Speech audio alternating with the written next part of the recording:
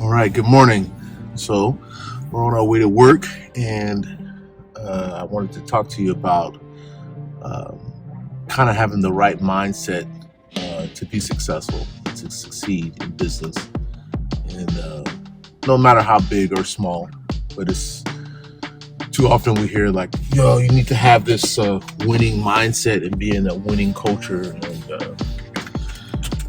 those things are important, but I also think, at least my philosophy is be okay with failing and learning from failing. And don't put yourself in a, what do you call it, zero fail situation. Like it's a no-sum game. Because, as we all know, life is not all about winning. We can't win 100% of the time. It's just impossible. I hate losing. If you know me on a personal level, you'll know that I hate losing. I like to win. Winning feels good, and I look for the win. But we can't operate like that, especially if we're trying something new for the first time, or even if we're experts. There's gonna be sometimes we fail, and that's okay. So with failing, we have to treat those as learning opportunities. So I'll give you some examples in my own personal life that I think have really shaped me to be the person I am as far as an investor and a business person. And I really think it's from failing. So one of the big failures I had was early on. I had already bought a place in Brooklyn, and I partnered with a couple other people to buy a single family in San Diego, California. So, I looked at it as being a really good investment. And I purely just looked at the house. I didn't really know two of the partners very well, but I thought that it didn't matter. We're just going to run a house. Who cares? So I went out there to San Diego for 2 weeks, worked on a house, ripping out everything, painting, putting in fixtures, all kind of stuff. It was a lot of work. All while, practicing on the brakes and trying to keep my face together, because when I got back to New York, I would have to go on tour or have some gig or something. I don't know, whatever. When you're a musician in New York, my New York friends would know, like, your vacation, you got to play, because you never know when the call is going to happen, and you want to be prepared. You don't want to be caught out there, because you can sound great yesterday and then today you sound bad, and then all of a sudden you suck. So anyway, I'm out there in San Diego. I'm doing all this stuff. And while I'm out there, I'm trying to get it rented, and, it's not really going well. But what I didn't know was the market was at an all-time high, very frothy. This was probably late 2007, early 2008. And this thing was about to pop. We were in that real estate bubble. And so I had no idea. I didn't even look at real estate like that. I thought it can only go up. Like, you know what I mean? Like, that's what it's been doing. It just goes up. It can never pop, burst, whatever. What does that even mean? So,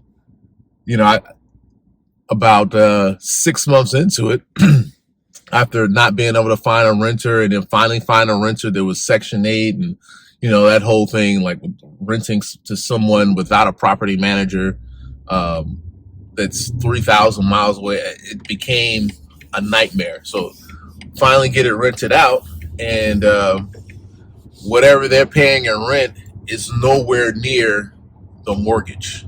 Nowhere near the mortgage. And they're paying like $1,600, and it was a $300,000 house. The mortgage was like, I don't know, $2,800 or something. Anyway, we had to let it go. We got foreclosed. And luckily during that time, very luckily, during that time, you could buy a house under a company, a business, a LLC. So it never affected my personal credit, but the house got foreclosed, and it was, you know, I was upset because the money I put into it was gone. Your time that you put into it is gone, and you want to succeed, you want to be successful at it, and it just didn't work. But what I learned from that was, number one, before you get into an investment vehicle, no matter what it is, you have to look at the kind of like the macro picture, right? Like, zoom out, look at the big picture, look at the market, look at the industry, and just assess where it's at. Not that you're gonna make the absolute best decision, but had I looked in 2007 and said, hey, let's just zoom out a little bit, and look at the market as a whole, and look at all these warning signs, right? I know a lot of people got caught in there. Not to say that if I would have looked out, I would have been caught in there, but perhaps if I would have zoomed out and looked into it a little more, I would have said, hey, this is a high valuation for this particular property. Let's try to negotiate the price down. And maybe through those negotiations, it doesn't work. Negotiation breaks down. I don't get the property, or even better, they come down on the price. Who knows? But that same property, after it was foreclosed on, I think it went for like $170 something thousand. So that lets you know that it was very overvalued, and some of that I could have gotten out, maybe, right? So before we go into a big venture, we need to assess the industry, assess the market, assess that type of product or whatever it is, whatever the investment vehicle is. We got to look at that industry as a whole and see if it's a healthy industry, or is it in a bubble, or do we think it's in a bubble, right? The second thing is, if you're gonna partner with someone, it's a good idea to get to know them. One of the people I was partnering with, I never met. One lady, I met her once, and then I knew the other two guys. But if you're gonna partner with someone, it's almost like a marriage. You really need to understand that person. Your goals and their goals need to be aligned. You don't have to think the same way. I think thinking differently is important, and that's one of the beautiful things about a partnership, that your partner will have different ideas than you, and they're not just going to blindly co-sign anything you say, right? There's going to be some argument, there's going to be some discord, there's going to be some head-butting, and I think that's how you're going to get to the best decision. But to not know them at all, and we never talked, right? We had like one meeting the whole time, which was only with 3 of the partners. It just wasn't, like, looking back on it, it wasn't designed to be successful. It was designed to fail. There was no real plan except make money. And unfortunately, making money is a great idea, but it's too broad of a plan. It needs to be way more focused, more laser focused. So, know your partner. So you're gonna look at your investment vehicle, your product, or whatever it is. Look at the industry. Take a more big picture approach to it. You're gonna understand who your partners are. You're gonna meet them, and you're gonna know your partners well, right? And then the kind of like the last thing that's really the most important thing to me is, not putting ourselves in a situation where we are not allowed to fail. So, through my experience in training martial arts and coaching martial arts and teaching martial arts, what I've learned is too often we are so hard on ourselves that we don't give any room for growth. So, just like when you're coaching kids, right, for martial arts, and adults too, but you can really see it in kids. if you give them positive reinforcement and then let them have space to learn the movement and make some mistakes, giggle a little bit, have fun, the result is way better than being like, hey, no, you got to do it like this. Yeah, oh, you did it wrong. And we do that to ourselves, especially as musicians. When we're sitting in the practice room, we're basically working on one beat at a time, most of us.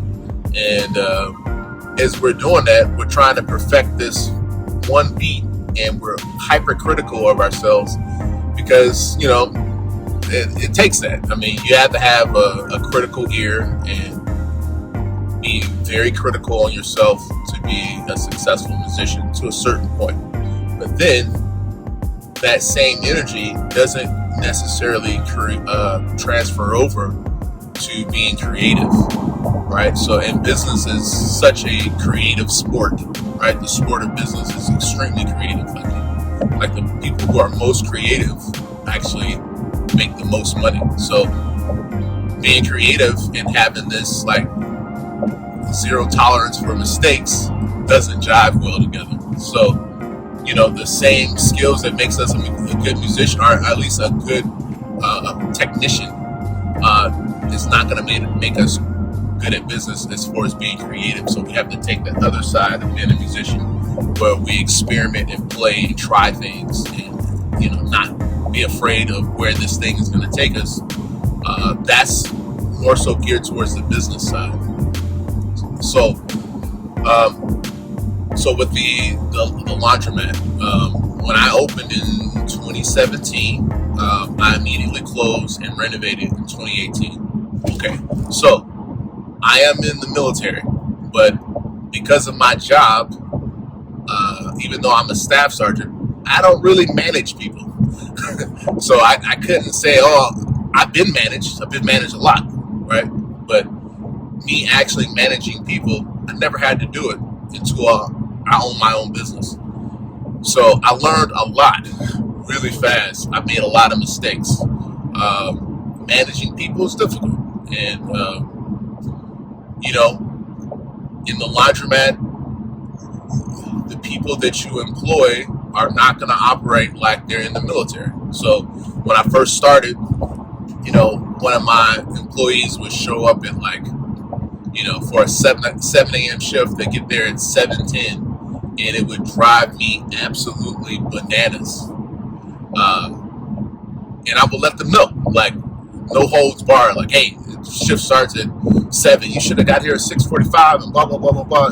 Just go on and on and on and on and on. Yes, they should show up on time. Your employees should show up on time, but you got to be reasonable. Things happen. They're taking the bus. Whatever. This particular lady was taking the bus, and she could either take the bus at 6 a.m. and get there at 6:30, or take the bus at 6:15 and get there at 6:45 or something like that, or 6:20 and get there at 6:45. But sometimes the bus shows up late, and she got on the right bus. It just showed up late. I mean, it's like she's doing the best she can. She doesn't want to show up late. She's waking up early. She's doing the things that she needs to do to get there. The bus is late. So, I had to let it go. So that it took me about, a few weeks of that, and going back and forth with her. And then finally I realized, man, this lady, I can't expect her to show up every day at 30 minutes early for a shift. It just doesn't make sense, right? Okay, so there's one example. The other is how you interview and how you train people. So, in the beginning, I was doing all of the interviewing for every single employee. And, in the laundry business, you're going to go through, especially when you're new, you're going to go through a lot of employees to find the right one, the fit that works for your kind of culture for the company. And then also one that can do the work the way you want it done, right? So, man, I must have, since inception, I probably had 100 employees. And some of them, most of them work a day and then they don't show up anymore, or, You got to fire some of them, which, I never liked firing people. It sucks, but it's something that you got to do. So during this hiring and kind of training process, I kind of, number one, I built in kind of filters, because unfortunately, I don't have a lot of time to just hang out in the laundromat because I have to go to my own job. I needed to come up with quick and easy ways to filter people out. So one of the ways I came up with, when I first started interviewing people, I would say, let's meet on, Saturday morning at 10 a.m. And they'd be like, 10 a.m. is a little early for Saturday. Can we do 12 o'clock? And I'm like, okay. And then I would rearrange my whole schedule, my own personal schedule, to accommodate this person at 12. And then I would try to build, a schedule for 12 o'clock. And I would try to get other interviewees to come in. And, I would all day Saturday be basically hanging out because everybody would have some issue at 12 or 10 or whatever time I said, they would have an issue. So I would spend, I would be on Saturday, I would get to laundry like at 10 and leave at 4 o'clock, just waiting around for people not to show up for their interview that they scheduled with me. So I changed it. I put in a filter. We're going to have interviews. It's going to be at 7 a.m. And if it's too early, I understand. That's when the shift starts anyways. If you can't make it for the interview on 7, there's no way you can make it for the job at 7, right? And it proved to be somewhat useful. Not great, somewhat useful. It was a little too rigid. So what happened was I would invite 10 people and 2 people would show up. And out of those 2 people, maybe one of them would try it out, and they would probably not do well. Like, I'm thinking about my employee roster now, and I probably had doing this method, I probably had 4 people that actually worked more than 2 months using this method. But it was a big improvement from what I had before, which was hanging out all day and trying to train this person, showing them how to clean the machines and blah, blah, blah, blah, right? It was horrible, right? Big improvements. So then I finally said, okay, this is not working. I gotta promote one of my employees to be like a manager to be able to handle some of this stuff for me. So I had this lady named Patty, and Patty, oh my gosh, she was very good at working the system and manipulating, right? So I told her about the ideas. Hey, I want to make you a manager, and I want you to do these things, right? And she totally was like, okay, sure, no problem, sure, I can do that. And her whole energy changed. The moment I told her she was the manager, she felt like she didn't need to work, and everybody else that was under her should be doing all the working. And she was just supposed to like sit there and watch, and that's how she was going to manage. So that was a failure on my part, because eventually I had to let Patty go very shortly after. But what I learned from that was it is important in your organization to have like a hierarchy, but the culture of the organization should be doing, right? Like, I'm going to manage you, but not only am I going to manage you, I'm going to be working with you, right? This, laundry business is not like, we're not making rockets, right? So you got to be able to work. And so what I would do is to prove to everybody and to prove to her, I would show up. When I got off work, I would show up and work. I would show up and fold clothes. I would show up and sweep. I would show up and mop. I would work. I would put in time. Anytime I had days off, I would go and work. Once I took 2 weeks off. A family went to Japan, and I showed up every day there and worked a regular shift like an employee. just to show everybody, hey, this is what I want.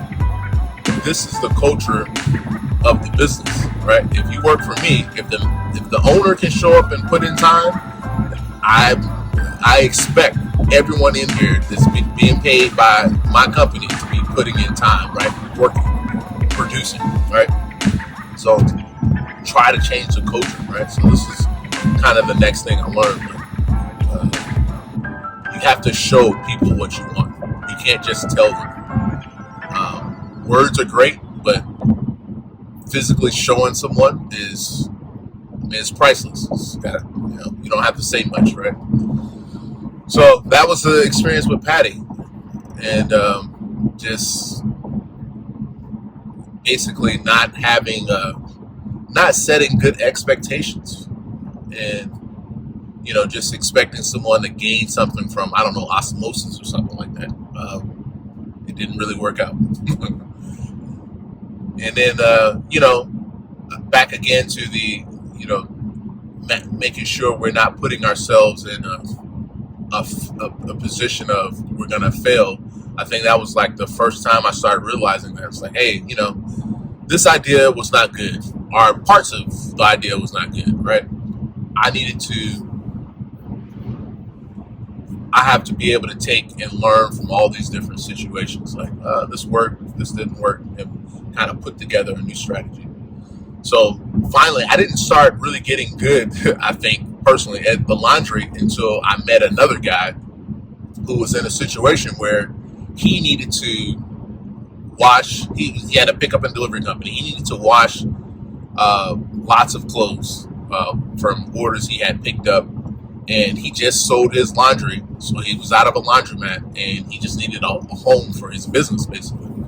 And he called me up, and he told me what he was thinking, and immediately I knew, like, I gotta go and meet this guy because he knows what he's doing. And if I just hang out with him, I'm gonna pick up a ton of information.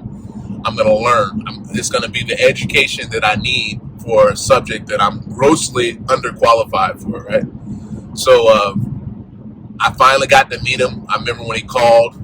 I made my way there that same day, and I met him, and I liked what he was saying, and we came up with a deal. I let him wash for free in my laundry for about 4 months, completely free, or 3 months, completely free. And I learned so much from him. And I made some failures, and he pointed them out to me. But I learned so much from him, and it's all because I allowed myself to fail, number one, but also to admit to myself, hey, you're not good at this, and you need help, and go get it. So, once, with me and the guy hooked up, Tom was great. Like, I learned so much from how to train the employees, how to fold, like what the fold should look like, the care and management of the machines at the end of the night, how the store should look, what the POS should be doing in relation to the self-service. Basically, your POS needs to be paying for your employees. So all of the wash and fold, the numbers should be, the wash and fold and the soap should be paying for your employee costs, where the self-service, pays for everything else. And you'll notice your employee cost is like basically your biggest cost. So you really got to be on top of that.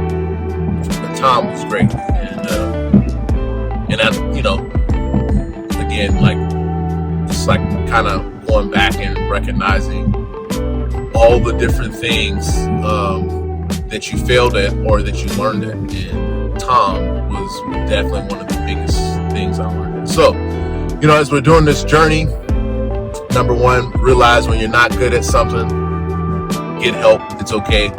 Suck your pride up. Go and get help. There's help out there. Number two, it's okay to fail. We're gonna fail. It's not a problem. Just learn from the failure, move on. Number three, when we decide to enter some type of new business or sell a new product or get into a particular investment vehicle, we are going to look at the big picture, right? We're going to zoom out, look at the industry as a whole, look at the products that we're selling, and take a kind of a big picture approach before we enter that business. And then the last one is, if you're going to partner with someone, get to know them, learn who they are, make sure that your values align, right? You may not see eye to eye on everything. I hope that you wouldn't see eye to eye on everything, but your values, what you value, should definitely align. Right? You don't want to be partners with someone in this marriage that you actually hate, you can't stand, or you just don't know. It's horrible, right? So anyway, that's all my ramblings for today. If you find it useful, please like and subscribe. Talk to you later.